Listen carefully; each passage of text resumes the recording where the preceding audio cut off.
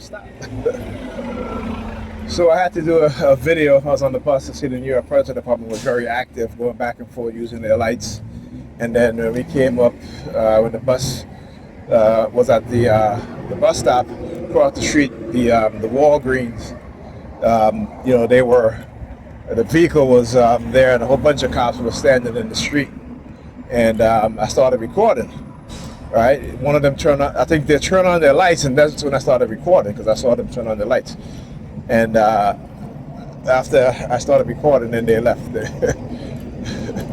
Right, they literally drove off. Right, but like I said, criminals, and this is who they are. They carry a gun and a badge, even the Sambos amongst them. But their time is coming. Their time is coming. The Sambos and the police, Predator Police Department, their time is coming also. People need to wake up and understand what's going on. All right, we have those amongst us who look like us, but who are predators to us because they have a white supremacist mind. And because they're in a position of power and authority, they believe that they can brutalize and abuse the people in their community also. Not understanding that when they take off that uniform and go elsewhere, that their ass going to get abused too. That their children, their black sons, will also get abused too. Not only by the white racists on the Predator Department, but just white predators in general who are, acting out their fantasies because of the administration that we have now. There was a black man who died because this white racist shot him something like, what is it? I know it was over 10 times, okay? Then left, came back and shot him. Then got convicted, and he's having a conversation in jail talking about he's proud of what he did, and he got rid of another N-word. Okay, this is their mindset, and they are emboldened.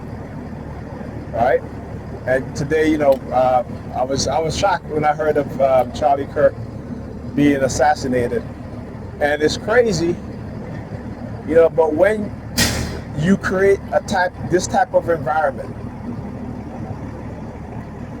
and I keep saying that what they have done is condition the population with fear, a fear-based conditioning mechanism that they did. It's security.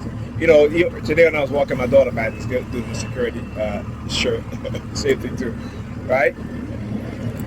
And when you are tearing people's families apart without due process, right? When you are just uprooting people who can't say goodbye to their children, to their wives, their husbands, or what have you.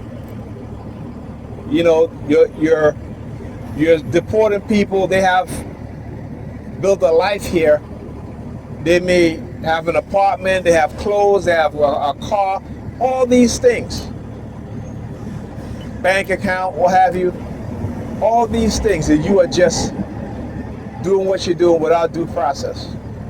And the speed of what you're doing it. Thinking that you're not going to get any backlash. Right? Like I said, the people who believe in violence don't want you and I shouldn't say people who believe, the people who engage in the type of violence that traumatize society don't want you and I to be able to have that same mindset, so that when they are not in position of power, the other side would not engage in the behavior against them that they have engaged in the behavior against the other side. That is their mindset. Okay? That is what they want.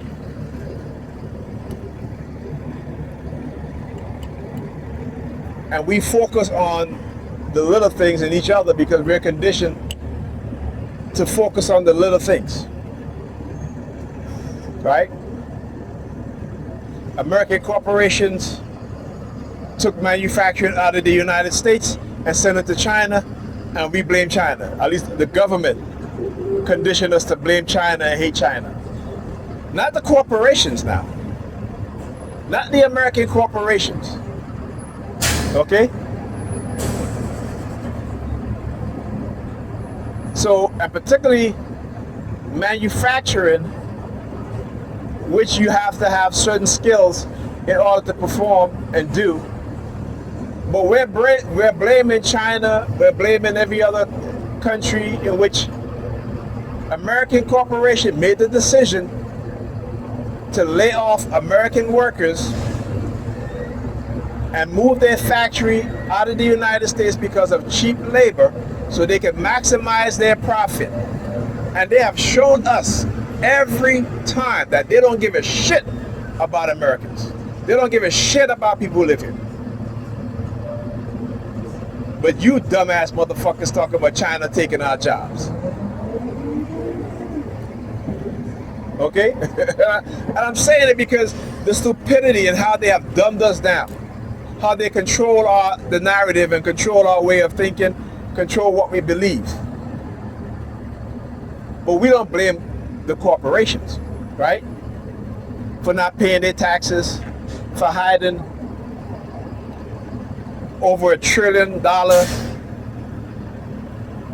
in profits overseas that they don't want to pay tax for, right? But oh no, you know, American corporations, they care about the American people. See, the narrative and what they get us to believe, we will believe it every time because we are believers. Right? And I've been watching a lot of video lately on China. All right, look at her, yeah. Look at her. Right? I've been watching a lot of videos on China lately. I mean, I watch reputable content creator when it comes to politics, world politics, you know, because these are the people who that used to work in government, that blew the whistle. You know, for example, Jeffrey Sachs, what's his name, Scott Ritter, right? These are people who work within the government. These are people who try to talk common sense into our congressmen and congresswomen, our senators, men and women,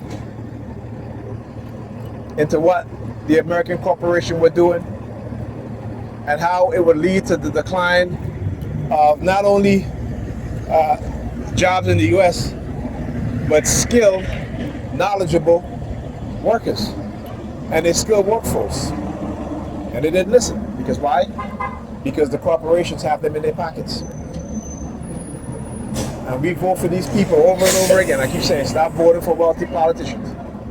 They're not your friend. They're not going to do anything for you.